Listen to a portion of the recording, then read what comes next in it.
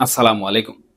বাংলাদেশের রাজনৈতিক প্রেক্ষাপটে প্রায়শই এমন কিছু বক্তব্য উঠে আসে যা কেবল আলোচনার জন্ম দেয় না, বরং দেশের স্থিতিশীলতাকেও ঝুঁকির মুখে ফেলে দেয়। সম্প্রতি ন্যাশনাল সিটিজেন্স পার্টি বা এনসিপির নেতাদের দেয়া কিছু মন্তব্য এমন গভীর প্রশ্ন সামনে এনেছে।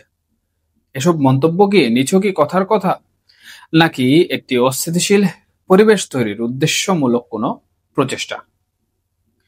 প্রথমে বলে রাখি, কারো উদ্দেশ্যে এক সেকেন্ডও লাগবে না কথাটি বলা মানে এটি একটি সরাসরি হুমকির প্রকাশ। এনসিপি নেতা আক্তার সরাসরি হুমকি দিয়েছেন যে নতুন সংবিধান প্রণয়নে কোনো বাধা এলে রাস্তায় নেমে আসতে এক সেকেন্ডও লাগবে না। এই বক্তব্যটি বেশ আক্রমণাত্মক এবং সংবেদনশীল। একটি দল যারা নিজেরাই একটি নতুন রাজনৈতিক ধারার অংশ, তাদের পক্ষ থেকে এমন হুমকি আসা কতটুকু যৌক্তিক? এর মাধ্যমে তারা হয়তো কয়েকটি স্পষ্ট বার্তা দিতে চেয়েছেন। প্রথমত, এটি একটি সরাসরি হুমকি। এর মাধ্যমে তারা দেখাতে চেয়েছেন যে তাদের হাতে জনগণের সমর্থন আছে এবং প্রয়োজনে তারা যে কোনো মুহূর্তে আন্দোলন শুরু করতে প্রস্তুত। কিন্তু বাস্তবতা নির্ভর করে দেশের জনগণের হাতে। দ্বিতীয়ত, বলা যেতে পারে একটি অন্তর্বর্তীকালীন সরকারের প্রতি পরোক্ষ চাপ। এই ধরনের মন্তব্য বর্তমান সরকারকে বিব্রত করতে পারে এবং এর কার্যকারিতাকে প্রশ্নের মুখে দাঁড় করাতে পারে, অথবা ব্যক্তিগত কোনো ফায়দা হাসিলের উদ্দেশ্য হিসাবেও জনগণের কাছে নানা ধরনের সন্দেহ তৈরি করতে পারে। তৃতীয়ত, বারবার এমন হুমকি রাজনৈতিক স্থিতিশীলতাকে নষ্ট করে। জনগণের মনে এটি এক ধরনের ভয় ও অনিশ্চয়তা তৈরি করে, যা দেশ এবং অর্থনীতির জন্য ক্ষতিকর। যে দল নিজেকে একটি সুশৃঙ্খল পরিবর্তনের অংশ বলে দাবি করে, তারা কি এমন অরাজকতার হুমকি দিয়ে নিজেদের বিশ্বাসযোগ্যতা হারাচ্ছে না? আমি মনে করি তারা তাদের জনপ্রিয়তা এবং দেশের রাজনীতিতে তাদের যে অধিকার রয়েছে তাও বিনষ্ট করছে।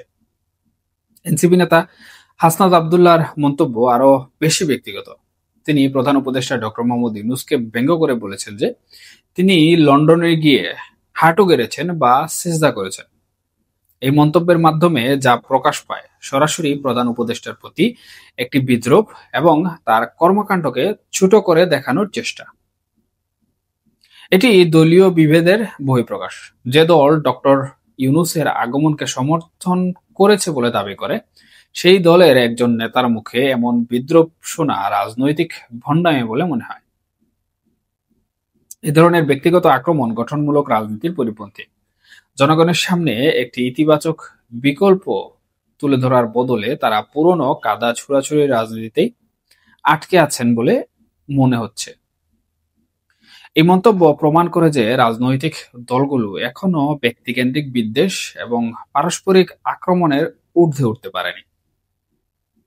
নাসিরুদ্দিন পাটোয়ারীর বক্তব্যটি সরাসরি বিএনপির ভারপ্রাপ্ত চেয়ারম্যান তারেক রহমানের প্রতি কটাক্ষ।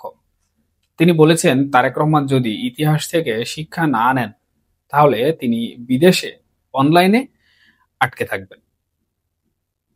আমি নিরপেক্ষভাবে বলছি, তারেক রহমান বিদেশ থেকে সফলভাবে তার দলকে নেতৃত্ব দিচ্ছেন এবং গুরুত্বপূর্ণ রাজনৈতিক অগ্রগতি সাধন করছেন। তার অবস্থান কোনোভাবেই তার রাজনৈতিক প্রভাবকে সীমাবদ্ধ করতে পারেনি। এই মন্তব্য তারেক রহমানের জীবনযাপন নিয়ে ইঙ্গিত দিলেও বাস্তবতা এখানে ভিন্ন। লন্ডনে থাকা মানেই বিলাসবহুল জীবন নয় এবং তার রাজনৈতিক প্রভাব তার ভৌগোলিক অবস্থানের উপর কোনোভাবেই নির্ভরশীল নয়। এই ধরনের মন্তব্য কোনো রাজনৈতিক কৌশল নয়, বরং একটি অগঠনমূলক সমালোচনা। এটি জনগণের, বিশেষ করে তরুণ প্রজন্মের কাছে ভালোভাবে গৃহীত হবে না, যারা এখন নেতাদের কাছ থেকে সুদূর প্রসারী সমাধান আশা করে, ব্যক্তিগত আক্রমণ নয়। এই তিনটি বক্তব্য একত্রিত করলে একটি স্পষ্ট চিত্র ফুটে ওঠে। এটি এমন একটি রাজনৈতিক দলের চিত্র যারা তাদের প্রধান লক্ষ্য অর্থাৎ সুশাসন প্রতিষ্ঠা থেকে সরে এসে হুমকি, বিদ্রূপ এবং ব্যক্তিগত আক্রমণে লিপ্ত হচ্ছে। গণঅভ্যুত্থানের মূল উদ্দেশ্য ছিল একটি সুস্থ ও স্থিতিশীল রাজনৈতিক পরিবেশ তৈরি করা, যেখানে জনগণ শান্তিতে বাস করতে পারবে। কিন্তু এই ধরনের উস্কানিমূলক বক্তব্য সেই উদ্দেশ্যকেই প্রশ্নবিদ্ধ করে। রাজনীতি হুমকি দিয়ে চলে না, বরং পারস্পরিক শ্রদ্ধাবোধ, গঠনমূলক আলোচনা এবং জনগণের প্রতি দায়বদ্ধতার মাধ্যমে চলে।